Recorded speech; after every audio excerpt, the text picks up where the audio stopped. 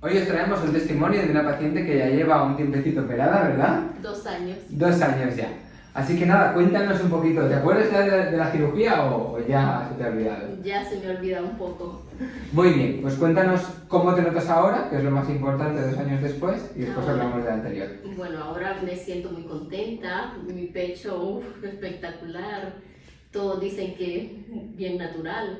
Cuando lo tocas, ¿encuentras la prótesis o no? No, ¿Verdad? ni Yo se nota. ahora la estaba explorando y es que no se encuentra, es como si no llevaras nada.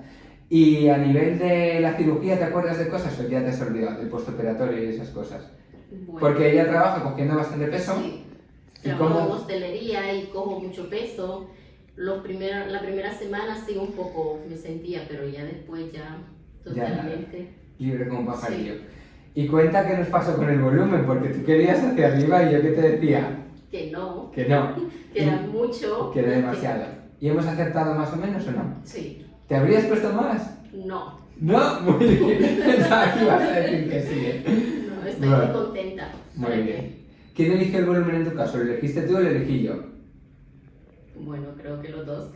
Bueno, lo al elegí final yo. tú. Lo elegí yo porque si Sí. te dejaba a ti no te durábamos. Sí. No, pero al final una cosa natural. ¿Y tú has visto mucho cambio del pecho desde que ya tenías 6 mesecitos hasta ahora o está estable más o menos? Sí, está estable. Ahora ya, ¿verdad? Sí. No nos cambia y demás. No cambia. El escote sigue. El que- escote igual. Todo el mundo me pregunta, bueno, lo del escote, ¿cómo me pones las células madre del abdomen, la grasita? Sí. ¿Se me irá?